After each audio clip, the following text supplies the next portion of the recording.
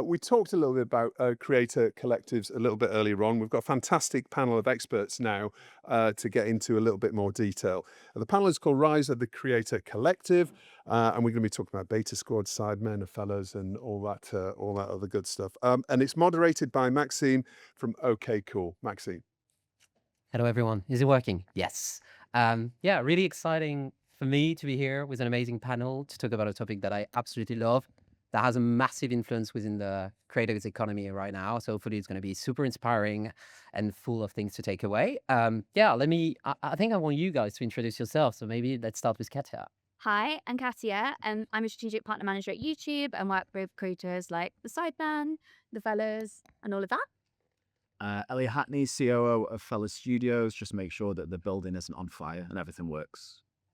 And Stuart Jones, I'm the founder of Upload Agency. We're talent management and commercial agents for the likes of Sidemen, Beta Squad, Bob Boys, etc. Lots of collectives. Amazing. Well, I'll start with a question. I'll start with a question for you, Stuart. Really want us to understand what it means, a creator collective, and go back in time a little bit with like historically how it started and like what it looks like, and to kind of define what it means today. Yeah, so creator collectives, I mean, ultimately they're a group of friends with, I guess, similar interests, similar audiences. A lot of the time, if you go back to the Sidemen days, they used to jump on and play GTA together. And then at one point, Zerka had the moment where it's like, we should make this into something more. But generally speaking, a group of like-minded people posting similar content on YouTube, bringing together as a collective. And how and what actually triggered that shift from like a group of friends having fun in front of the camera to something that is now like, businesses, studios, and not actual business? I think being part of a collective, I think it's less pressure for the guys. It's a lonely world as an individual content creator. So I think a lot of creators get a lot of comfort from being able to be in a group, that kind of pack instinct. And also it helps to kind of drive the individual channels as well.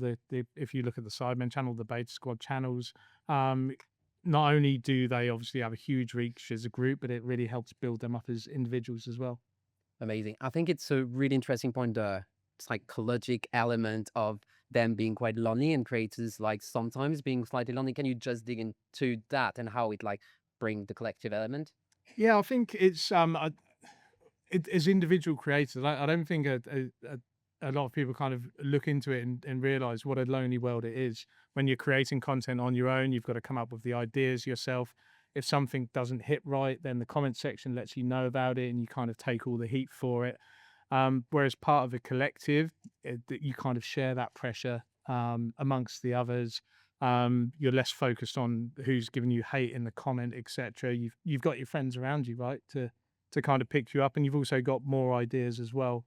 And also from an entertainment point of view, it's much easier to create content as a collective than it is as an individual to create engaging content. Definitely. And Katja, from a platform point of view, you've seen this rise, you've observed this rise. Can you tell us a bit about that? Yeah, well, I feel like there's always been like creator collectives. Like, hands up if you used to watch like the Brit Crew. We're talking Zoella, Louise Pentland, Jim Chapman. Any hands? Yes, exactly. There's always been these kind of creator collectives, right? Like Dan and Phil, love them. And it's just kind of evolved over time. And I feel like we've kind of gone from sitting in our bedrooms and, making those videos, and now the production's really leveled up, and, we're letting creators do what they do best, which is create, really. And that's really exciting to kind of watch on YouTube. And do you think we were talking about like the hate, the comments, like things that will bring them together, like collectively?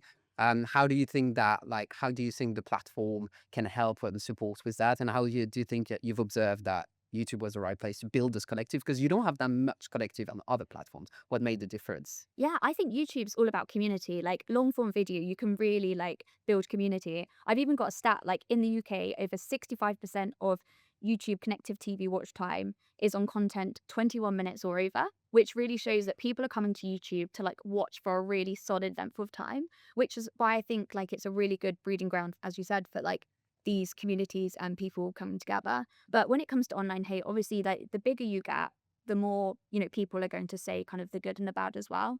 what I love with YouTube is you can kind of block out things. So there's a lot of things you can do kind of to say, like, we don't want these words on the channel, we don't want these type of content. And there's lots of permissions. Like some creators I know, they even don't have, comments turned on unless they approve it. And that's just because, they want to have that control over what's on their channel and not. Do you think it's one of the platforms that is the healthiest for creators too, in terms of the comment in the community? It's a lifting community more than like a hurting community. Elliot, on the last, obviously Studio is like a massive success, and would love to hear your perspective on how collective have influenced that success and like within the system. Well, yeah, the guys that started it all in Callanship, have become together through YouTube and through collective groups, whether it be offshoots of the Sidemen and other partnerships, to create the Fellas, which is the podcast that spawned the whole studio. And now we've got a group of creators throughout the whole studio across 15 shows and titles that, are a collective in themselves, a whole ecosystem of jumping on each other's show, helping each other out, providing feedback and learnings from each other to how they can all develop their show even further, which is super helpful and is a testament to the space and the way that creators, not only across collectives, but in the UK work. I think that the UK YouTube and creator scene is, a really positive one that is, all very, focused on working together for a bigger goal of, a rising tide lifts all boats and, raises the whole community. So yeah, I think that, as Katja says, YouTube is definitely a great place for that, and is a place where a majority of these, if not all of these collectives, have been born and grown. Yeah. How does it? I'm quite curious to see the behind the scene, and I think that's a collective question. What is the behind the scene like, and how do create a structure like working with many people, so like collectively aligning on that, etc. These can be challenging. So can you give us a bit of like how those ways of working are being implemented? Like how does it structure organically? Yeah, I mean, for me, I think it does structure organically. We as a studio have our producers and our content leads, and they're the ones who are, making the suggestions of what to do each single week, or, what piece of content could work here or there. But at the same time, everyone we work with is a creator in themselves. They all have creative ideas. They are all very close to the content, creating their own content, producing their own content. And it's a collaborative experience for them all, getting that content to the final place where it actually goes live. It's a very shared position from us and our knowledge as a production house to the creators themselves and what they make. So everyone gets along. Everyone gets along all the time. There's not always. There's a few times where a few things maybe go a different way. And I know Stu's obviously worked with the Sidemen a lot, and they have, their system where there's 7 of them, and it just goes down to the vote, and whatever is the final, winning vote, that's what goes. And that is the easiest way. So with the Sidemen, if we come to them with an idea or we come to them with a brand deal, it's really simple. It goes into a WhatsApp group. It says, we've got you X opportunity. This is what it pays. This is what the deliverables. It goes into a poll. Obviously, there's 7 of them, which makes it easy. And if 4 of them vote yes, then it goes ahead and the other 3 back that idea and support it. With other collaboratives we've worked with, it's not as easy because they don't have that diplomacy, I guess. And it's more down to discussion, and that's when there's a friction, etc. But for most of the groups, it's that's the only way that things can get done. Yeah. And how do you feel the collective? Obviously, they all are content creators themselves with their own platform, and how do you guys think the collective is actually influencing the individuals? For me, I think we look at, for the Fellas as an example, Callanship, they have done pieces of content that have maybe gone well, whether it be where they've done a break-off bit of their podcast, maybe a certain segment, maybe it's been a piece of content on social, and how can they repurpose and fit that for their personal content as well in a different manner or a different way. As I said before, every single creator within our studio across all of their shows are taking different learnings. What can we do that we did well here across there? Things going from podcast to creator or creator to podcast, and how those ecosystems work and moving people around from different platforms. That's one of the big learnings that we take, and is then very important for brands. Okay, a brand's involved now. How can we make that same ecosystem of taking someone from here to there that also works for a brand away from the creator? So everyone's sharing those learnings, and I think it goes both ways, from our creators to personals to podcasts and back. I think there's different for each of the collectives as well. There's kind of not a one size fits all. So if you look at the 3 collectives that we look after, with the Sidemen, they've built this huge organization that Victor and his team and 40 to 50 full-time staff working on it, and now they've got Inside and they've got IP products and they've got all of this. I think if you said to any of the Sidemen, okay, you've got to delete the Sidemen channel, your personal channel, their personal channels will be gone tomorrow. The Sidemen is definitely kind of their main priority. And then if you look at the Beta Squad, they have the Beta Squad main channel, which is where they collaborate as a group and do these super high production, engaging kind of flagship shows. But actually, that's all they do. They don't have the second channel and the clips because they collaborate and supercharge each other's individual channels on their personal channels. So they look at it from that strategy. And then we have the Boff Boys, which we've just launched, and they are live streamers primarily. And we've built the YouTube channel to give them the video on demand and the kind of produced content and more family safe and PG content as well. So each collaboration, they have different kind of end goals, I guess. So it's not kind of a one size fits all. So you're saying they would get rid of their personal account for some of them to focus on the collective? I'm not going to speak for the Sidemen, but I kind of am. I believe they will. Yeah, they haven't told me that, but from the way they work, I think. Whereas with the Beta Squad, I think they would all want to keep their individual channels. Okay. But the Beta Squad main channel supercharges their personal channels. And Katja, from like YouTube, I've been there for the birth of all of that. Why is it the best suited platform when it comes to collective more than any other platforms? Yeah, I just think because on YouTube you can literally upload anything. You could upload, your podcasts on there and watch them videos. You can upload your normal VODs and videos. You can live stream on there. You can do shorts. You can clip down the podcast. Any type of content you want to create, you can create it on YouTube. And YouTube is really where the community is. There's also some really cool features we've launched. So we have a big kind of like made on YouTube, which is kind of when we launch our new features. And something we've launched recently is a collaboration feature, which I think is really super cool, especially for these big groups. So if you look on KSI's channel at some of his latest videos, you can see him using this feature. And it's a great way where you can be like, I'm doing a video with Angry Ginge, as he did, and they can kind of like tag each other and help give each other a bit more traffic and do some of that cross-pollination. Okay, I think an important question is also let's be honest with the lack of diversity that there is now within the collective that are out there. So can you talk a little bit about it, Katja, and how we can many collectives are male dominated, and are you seeing a shift in diversity, and how can the industry push for that shift collectively? Yeah, I definitely kind of see that. I actually run a program called Women of YouTube, where we're trying to help women creators even more, kind of boost them on the platform, which is amazing. And I'm loving seeing kind of like creators like the Diary Room Breakthrough, which I know you've kind of worked with as well, doing the podcast. Also like Sophia and Cinzia, like I literally want to match her right now. So I think we need more of that. And I think the biggest challenge is like when you get a group of people together, they've really got to gel and they've kind of got to be like friends, I feel, beforehand. And the key problems here is like consistency. So it's like, how can we as an industry like strip things back for creators so they can do what they do best, which is create? Which is what I've loved kind of seeing from these guys in terms of like, with the fellas, like how can we make sure we've given them kind of the space and the room to do the podcasting, and all they need to do really is show up and do the recording and bring themselves to that. So from a brand perspective, it's like more of that, like if you're giving a creators a brief, like make sure you're kind of giving them more room to be creative. Do you think there is a world where brands, agencies can support in building like collective that are more diverse? Like what would you recommend? Like how would you to be able to support that type of collective, to push that kind of type of collective that we could build? No, definitely. Like I always love talking to agencies in particular, especially when they're like, we're putting together this group of women, and I'm like, yes, let's go do it.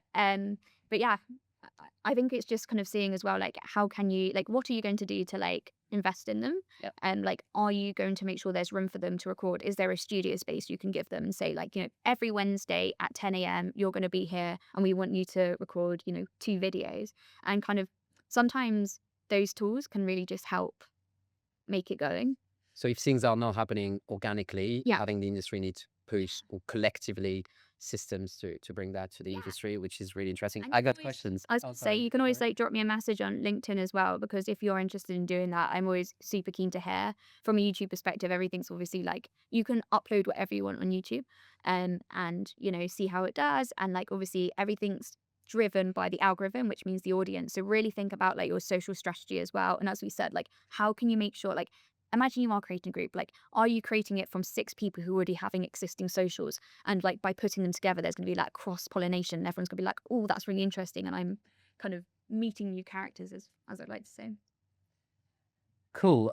So yeah, as I said, I got a question which is quite exciting. How do you find, I think that's potentially a question for you guys. How do you find the right collective for you and your studios? Well, for us, it's a combination of a couple of things. We get a hell of a lot of inbound. Some ideas will be right, some will not. We've had every single person from reality show probably contact us in the past couple of years. Yeah, every man and his dog. But we have to be super selective. There's a lot of the time we will also have a great creative idea. We're working on one right now, which is a female collective group that we hope will be massive. Can't say anything else on that, sorry, but that's all I can give you. But there's a lot of times we'll have a creative and maybe match it to a group. See who's got great engagement, doing really well on their own socials, and do they fit as a collective? Sometimes it's inbound and is an idea, already formed idea, maybe by management, maybe by the creators themselves. So it's a combination of a few different things, but there's certainly ideas and people floating about that, maybe even haven't had that idea formed in their minds yet. They might all be working separately and not even know of each other, but actually bring together, be a lot more powerful. They may have met via another piece of content. They may have met via reality show or TV show. So yeah, it comes to us via a number of different ways. Yeah, and on the YouTube side, it's a bit different because it's very much organic. It's if you look at the Sidemen, Josh and Toby went to school together. Simon and JJ went to school together. So there was lots of mutual friends anyway, even before YouTube existed.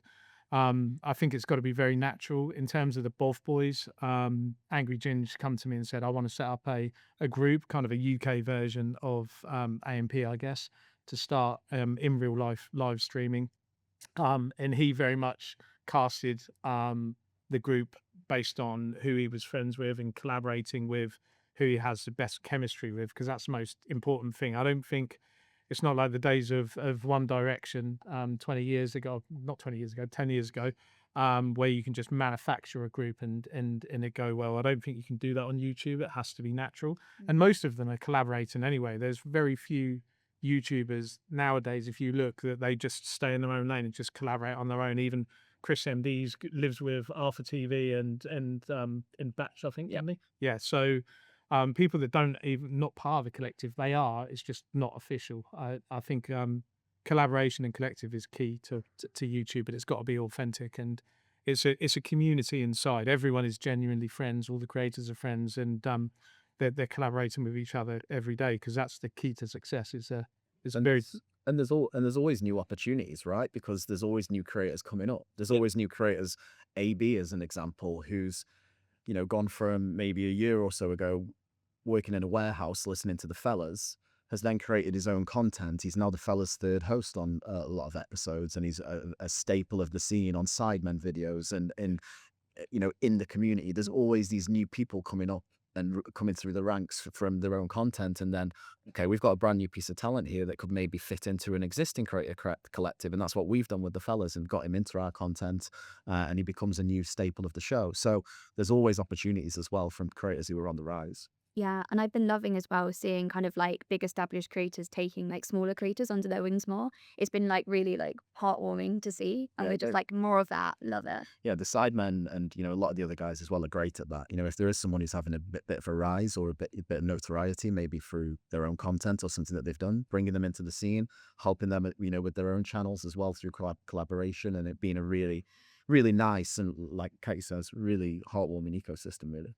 Yeah, I think that comes back to what we were saying about how lonely the creator world is actually, like, and it's organically you got those collective that are happening also that are not official or like set or studios, but like within the industry, it's getting there. So because naturally, like in terms of like humanly, we need like the collective. There is a One Direction type of question. What happens if they fall out? Stu, you had Yeah, well, I mean, that hasn't happened yet. Well, it has happened, hasn't it? Because I think E-Boys, who wasn't he wasn't with us, but a few of them have kind of broke up. It's a difficult thing. You have to have the right mindset, I guess, and you have to. If you look at the Sidemen, clearly, and JJ is in profile wise much bigger than the rest of them. However, he owns 1/7 of Sidemen Entertainment Limited. He has one vote, and he can't shout louder. With Angry Ginge, he is the lead singer of the Bov Boys, so to speak, and I think a lot of collectives have a lead singer, so to speak. There's generally one or two that are much bigger than the rest and platform the rest. But when you're in a group, you've got to be one voice, and it's got to be that 7 people voting, 4 of you say yes, everyone else supports. And if they fall out, I can't see a world where the Sidemen will fall out. I think the Sidemen one day will they're all got married and got kids and think we just don't have time to do it at the level that they do now. But yeah, if they fall out, I guess that's why it's important to keep their individual identities as well, and then they can just carry on. Yeah, and I think it's no doubt over the however many years they've been going, they fell out at some point. It's just that they, because they've, as Stuart said, are an organic friendship group, they will fall out and naturally fall back in love with each other. They are a friendship group and it all happens naturally, lovers tiffs and whatever else along the way. But, they've got a core product here that is built on their friendship, which is, super important and ultimately has kept them together on this path for so long. And it's making them loads of money. And that keeps people together. But in terms of, we got like 4 minutes left, and I really want us to be super tactical in how marketers, brands can actually use that to so what is the best way to invest on creator collectives today? I think there are 2 questions for each of you. What is the best way now to use creator collectives for a brand or an agency? Second question is where it's heading in the future to be able to seize the opportunities that are coming. Well, for me, I'll just answer it really quickly with an example. For us, Pitchside is one that's one of our football shows, which has done a huge partnership across 3 different football seasons with Super 6, activating the whole collective across every single piece of content. And what that's seen is, they came to us with a traditionally historical older audience through sponsoring Jeff and the Boys on Soccer Saturday, wanting to bring that age demographic right down, partnered with them, and as Stuart will probably speak about as well. When brands do want to get on board, don't get on board for a week or 1 episode or 2 weeks. Sponsor everything for a longer period, a month, 6 months, a year, and you'll really see the benefit of that. And Super 6 did, brought the average age demographic of the player right down, over 100,000 people joining the league, and those boys becoming synonymous with the brand. And for the future, on the second question, the really thing that gets me excited, and again, I'll use Pitchside as the example, is rights. And we've seen it with Mark Goldbridge recently being given the rights to a Bundesliga game on a Friday night. Like, where can rights go in the future for these collectives who have got, huge IP, huge audiences, and can activate maybe a partnership or an IP that isn't doing so well traditionally? That's really exciting for me. Yeah, from my perspective, rights is a big one actually as well. We're seeing more of it, as you said, with Mark Goldbridge, and that was such an exciting activation to be a part of with Mark. So more of that, of if you're seeing something, you're wanting to change the age demographic, you're like, I need to tap into this audience, how do I do that? That's a great way where you can kind of do a bit of both. And then just kind of embracing change as well and trying new things, especially on YouTube, we're always kind of launching new products. For example, it's you may want to get out to a different even country and audience. How can you embrace auto dubbing or multi-language audio and some other AI tools as well, and just trialing things. I think it's all about kind of trialing things now and seeing what works for you. Yeah, and I think just to echo what Elliot said is the kind of fire and forget campaigns just don't hit the same as long-term collaborations. With the Bov Boys, we're just about to sign or we've signed it. It's not announced yet. A 12-month agreement with a large, well-known global brand who are getting on board early with the Bov Boys because they see the power of the collective. But they're going to be with the guys now, probably, hopefully, for years to come.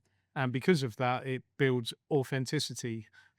This world, and especially, and I'm guilty of it because I'm an agent, and my job is to make our creators money, and it can become very transactional. And if you do, you could be working with Futsal in 1 month, and then JD Sports the next month, and then Sports Direct the next month on 1 month campaigns. And some creators will take that money and go, well, okay, if you're going to pay me to promote it, it's not my kind of problem, but it doesn't look, it doesn't build authenticity in their promotion of the product. So get the creators in early, believe in the creators.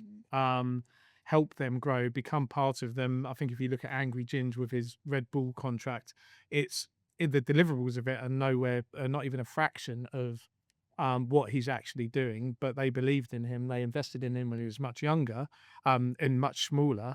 And now they're reaping the benefits because he over promotes and genuinely loves the product and loves them.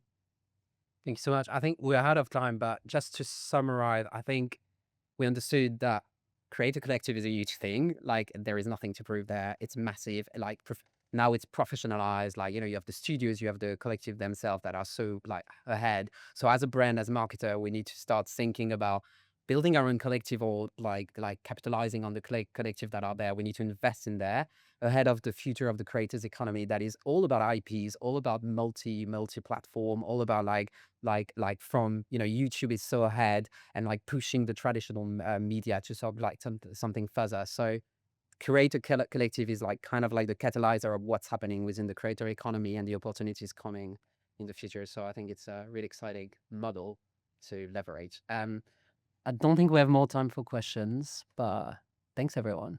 Thanks, guys.